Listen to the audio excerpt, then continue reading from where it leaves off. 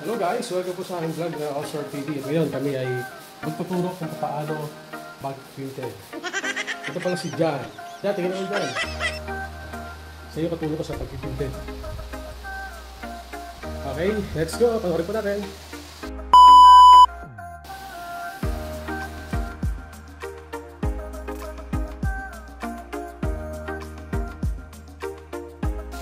Hello guys, tuturuan ko kayo kung paano ang tamang pagkaka sa filter. Sa mga magkamali ko. Siyempre una, sukatin nyo muna. Ito na tingkat nyo na. Sa akin yung ikat. Sukatin natin.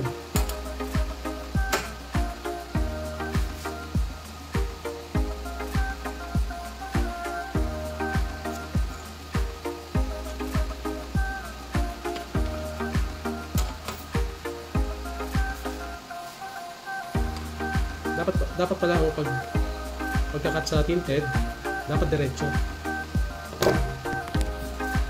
Ano guys, ito yung tamang pagkat sa tinted. Kaya diretso yung cutter. Hindi pwedeng pa-slide. Diretso.